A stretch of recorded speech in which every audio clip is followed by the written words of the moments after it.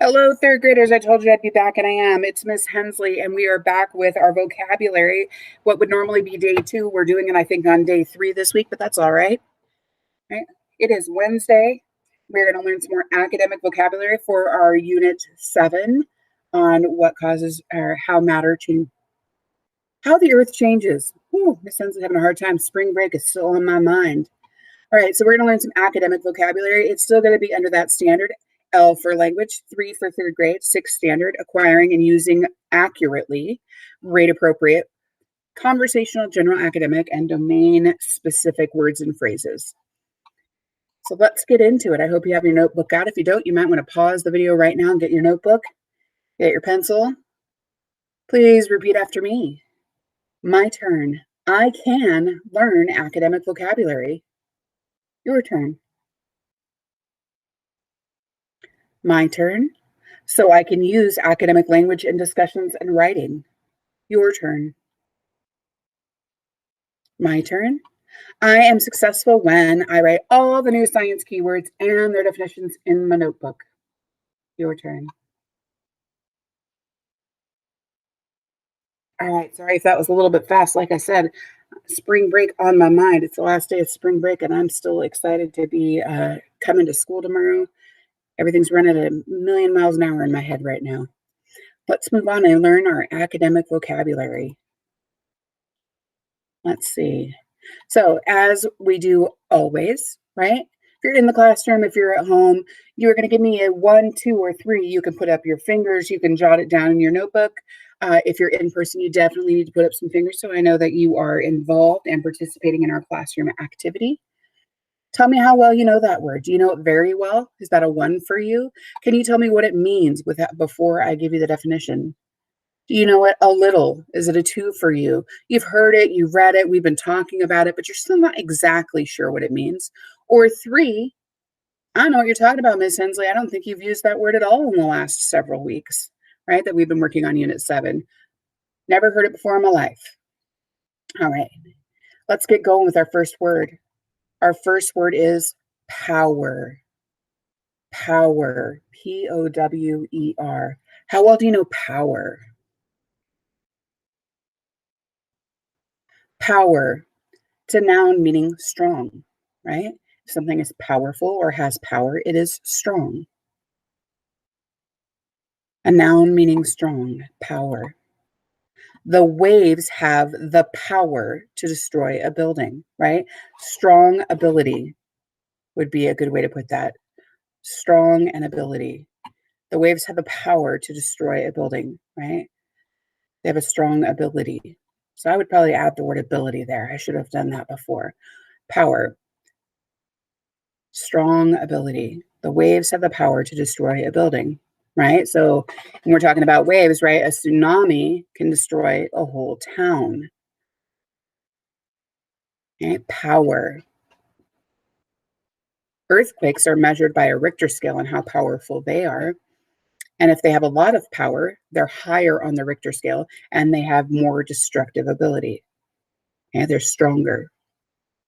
All right, if you need more time for power, pause the video. Here we go. Our next word, rescue. Rescue. How well do you know the word rescue? Is that a 1? Could you tell me what it means if I asked right now? A 2? Maybe you've never heard it before. Rescue. A rescue is a verb and it's the action of saving, to save. If you rescue something, you save it. Right? There's also rescue, noun, which is like an animal rescue, right? That's a place or a group that saves animals. That would be the noun version. And it has to do with saving still. But this is rescue, the verb, to save someone or something. So a dog helps to rescue someone trapped in the snow. You can see this dog has been trained. He's digging in the snow to indicate there's a person trapped under the snow there. Rescue. If you need some more time for rescue, go ahead and pause the video right now. We're going to keep going. Our next word, sense. Sense. I would hope you all either know this word very well or at least a little because we've talked about the 5 senses, when we've talked about sensory language. And this is when you sense something. I think this is the verb form. We'll find out in a second. How well do you know it? Sense. Yep, this is the verb form when you know something without being told, right? So if you use one of your five senses, the noun, right? You're looking at it, listening to it, tasting it, maybe touching it, hearing it. There's five of them. I always get lost when I'm saying them. And it's when you know something without being told, you sense it, right?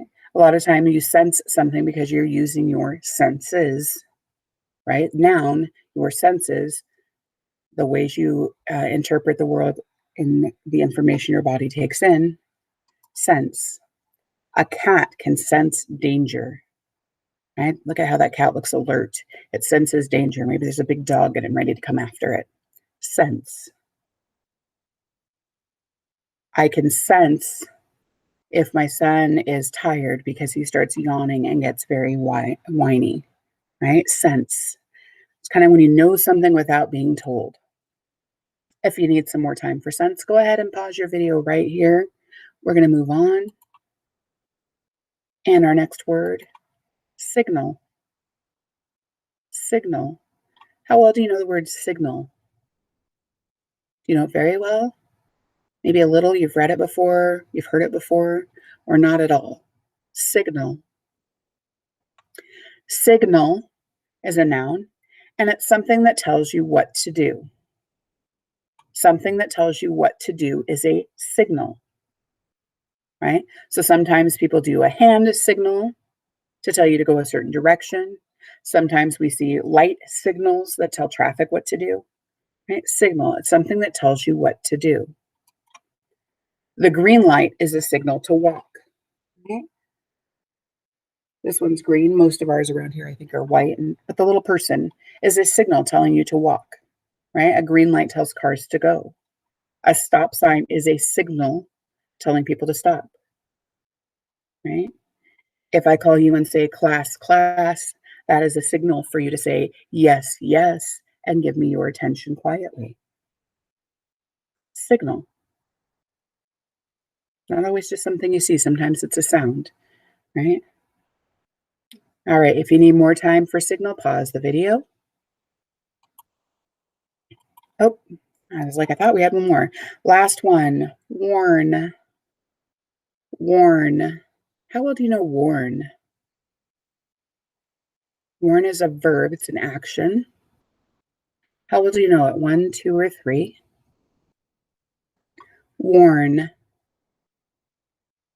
So it's spelled W-A-R-N, but it's pronounced like worn, like something that you wear is worn. But this is the verb, and it means to tell someone something bad may happen. If you warn someone, you tell them something bad may happen. So she warns people to leave. You can see she's giving a signal with her hand by putting her hand out in front of her, and she warns people to leave. Warn. If you ever visit a place where you are on the ocean, you will know that there are tsunami sirens that warn people to get away from the beach because a tsunami is coming, and they're loud sirens that sound to tell people that there could be a tsunami and to get away from the beach and to higher ground. Warn. All right, that is our last word for today. I hope that you all got them written down. You all wrote them down. You got them written down. If you need more time, go back. You can watch this video as many times as you like. Otherwise, I'll be back next week with some information on compound words.